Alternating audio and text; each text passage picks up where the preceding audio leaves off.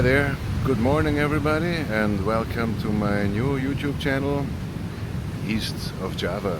My name is Marcus. I will be your host on this channel, and as you can see from the title, Live, Love and Ride, that basically sums up the topics that I want to talk to you about in the future. Why is the channel called East of Java? It's because I'm living on the beautiful island of Bali, which is exactly the first island east of Java.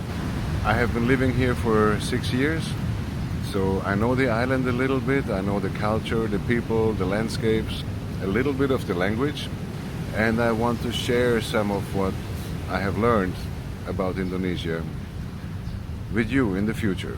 About me, I'm a simple guy, 51 years old. I was born in Europe, but I have lived most of my adult life in the Far East. I was in Hong Kong for 20 years before I moved to Bali.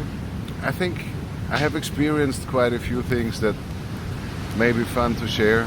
Now, this channel has been born out of the coronavirus lockdown because for the first time in my life I have more time than I know what to do with. And my eldest daughter encouraged me to do this and share some of my stories with you guys out there. For the ride part, yes, I love to ride motorbikes, and that's my hobby and I love it very much, but this is not going to be a review channel. We are not going to do technical reviews about motorbikes, what their power is, how beautiful they are and how quick they are. This is not about the product motorbike. It's about the riding experience. It's about the fun, the enjoyment you can get out of it, and the lifestyle that comes with riding bikes, if that's something that you share with me. So this channel is not going to be about any commercial things. We are not going to try to sell you anything. We are not going to try to promote any products.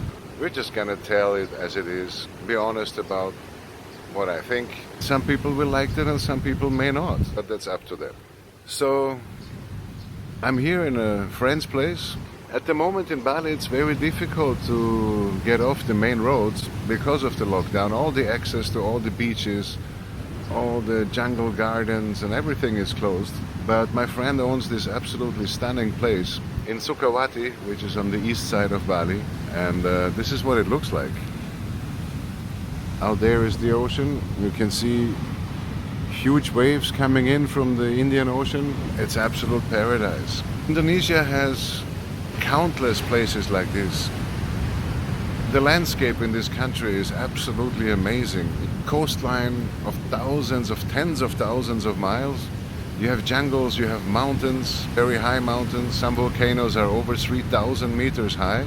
And all the highlands in between where the coffee plantations are and all the vegetable is coming from and the agricultural products. It's stunning. Little by little I want to take you on rides and show you my backyard, so to say, so you get to know Indonesia a little bit better. I hope you will enjoy it. You're always, of course, welcome to leave a message as far as time allows, and we will consider them and reply. Otherwise, these videos are going to be pretty much amateurish. I'm not a technical guy. I do not know how to edit videos very well. My second daughter is helping me with that, but she's in university as well, so I'm not going to take up too much of her time. But we're gonna keep this simple, more informative than super nice looking edited stuff that I have seen a lot of, but I frankly don't know how to do it. So forgive me on that point. I hope to see you all again. I think it's time to go for a ride. Welcome back everybody. Here we are on our first ride through the streets of Bali. This morning we have started our trip in a little village in the hills called Ubud. Very beautiful place, very popular with tourists.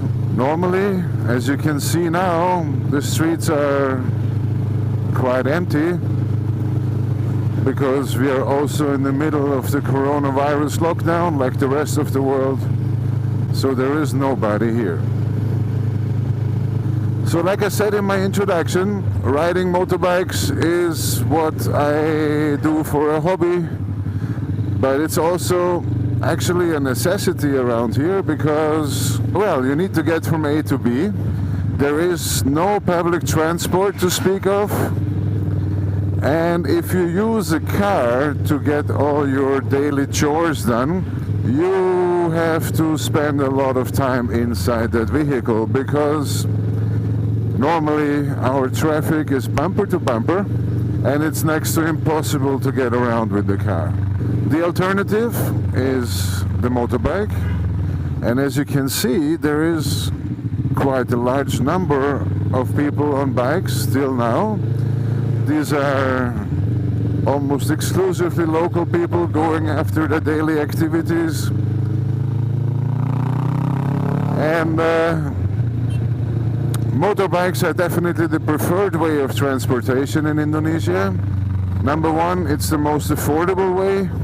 Number two, it's the most flexible way because you can weave your way through traffic and cover distances relatively fast.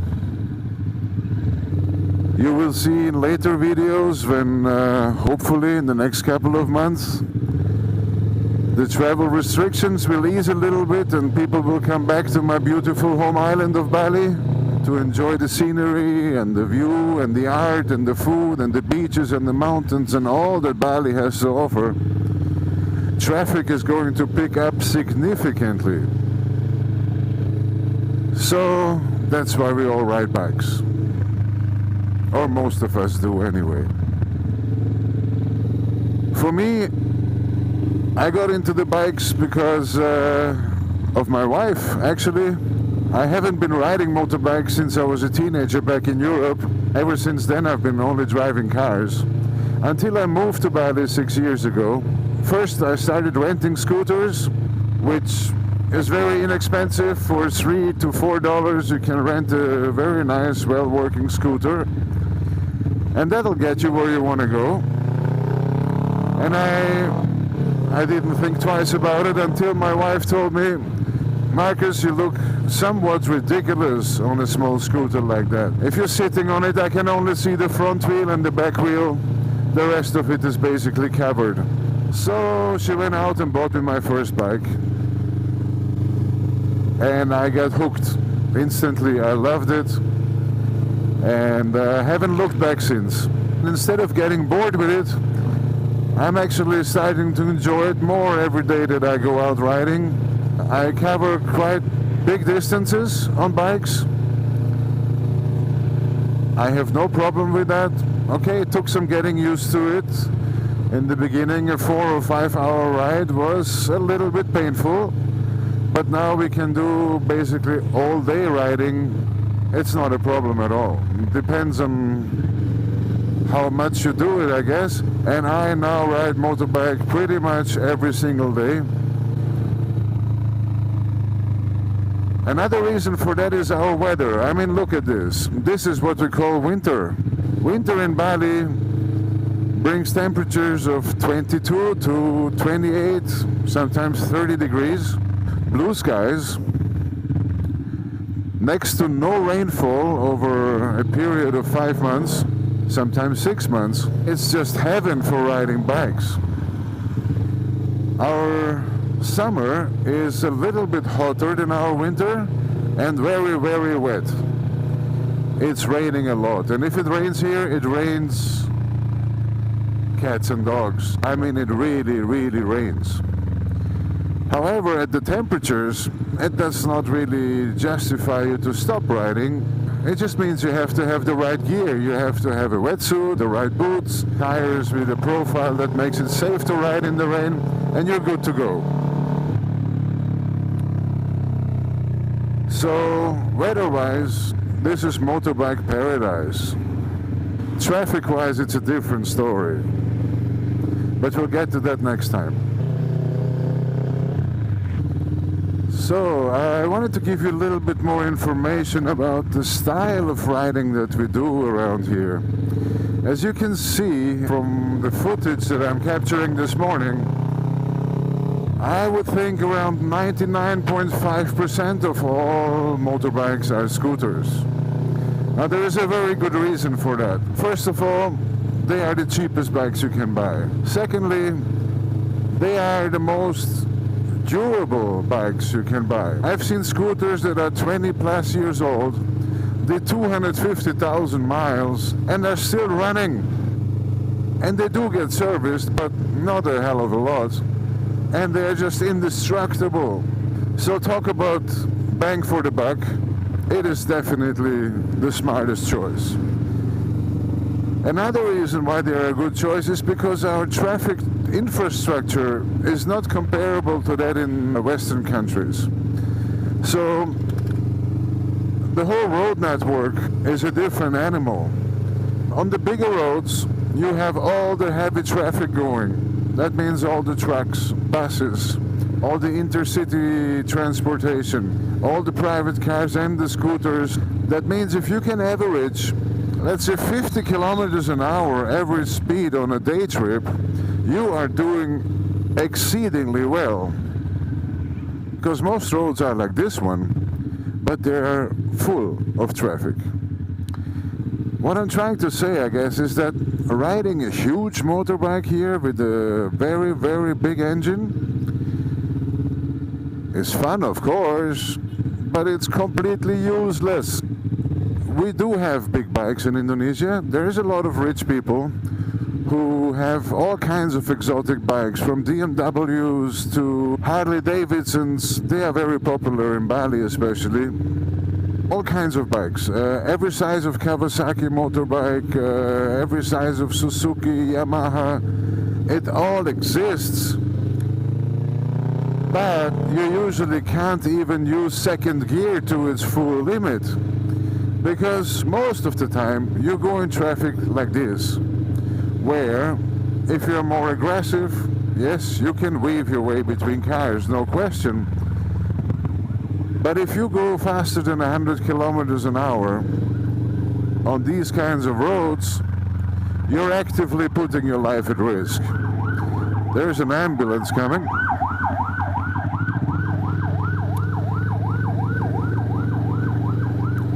Let's hope it's nothing serious. And one of the reasons also that makes this road so busy is, if you look, there is houses left and right, non-stop, almost on every road through Indonesia. It may just be one row of houses or sometimes maximum two, and then you have rice fields or jungle or forest behind that. But directly at the road, you have house after house after house after house, never ending.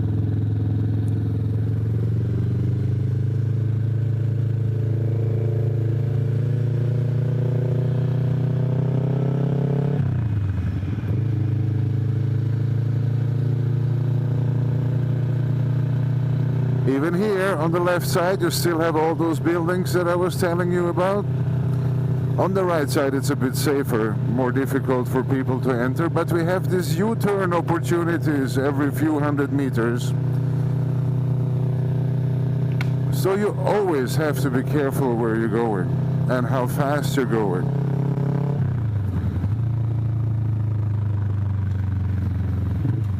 There, these guys all want to cross over to the other side. So, this is the reason why with a scooter you can basically arrive at your destination nearly at the same time like you can do with your 1200 GS. Because the 1200 GS cannot jump over cars either. It can take these gaps a little bit quicker. But on an hour ride you won't make more than 5 minutes on a scooter. So the question is, how wise is it to spend all that money on a very big bike that is very, very fast if you cannot use its power due to the traffic conditions? And I'm saying spending all that money because every motorbike in Indonesia that is over 250 cc falls under the luxury tax category. And the bigger bikes become very, very pricey in this country.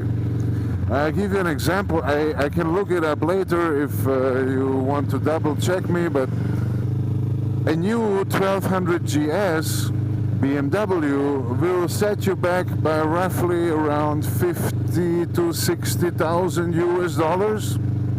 A Ducati Multistrada will cost minimum 50,000.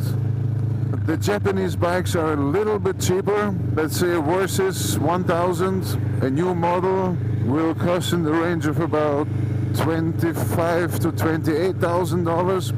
But these prices are substantially higher than anything that you would pay for that in America or in Europe. And that is because of the luxury tax.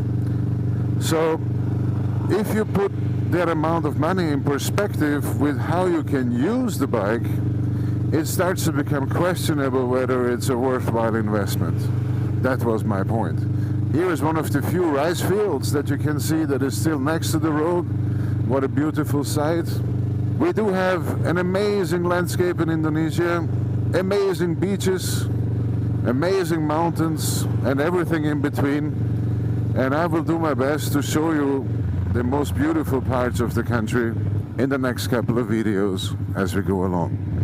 Now we have come back to the city of Denpasar. We are close to the end of our ride today. Denpasar is the capital of Bali. It's the biggest city on the island. Compared to other cities in Indonesia, it is rather small, but it is a city nevertheless. I think about 1 million plus people live here. And in Bali overall, we have a population of about 4.5 million Balinese, which is okay. It's not as dense as it makes it sound. The island is pretty big. It's about 150 kilometers east to west and 60 to 70 kilometers wide north to south. So it's a pretty big piece of land. Doesn't feel overcrowded. Java, in comparison, is the most densely populated island on the planet. It is substantially bigger than Bali, but it has a 144 million people population, which is incredible. That is as much as France and Spain together on a single island. It is also the location or the island on which the capital, Jakarta, is located. Surabaya, Jogja, and many other big industrial cities. It is the economic heart of Indonesia. But I will tell you more about Java later. We will take trips there on the motorbike. Those are day trips.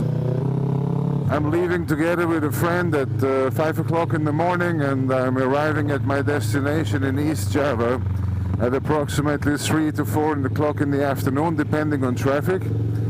That is a long way, and I will show you the differences between the different islands so that you can see for yourself what it looks like over there. So I would say thank you for coming with us on this first ride today. I hope you find some of what I had to show you interesting. We'll go into details or more details of all the topics as we go along. For today, I would say thank you very much. Stay safe, ride slow, enjoy life, and we will see you next time. Bye-bye.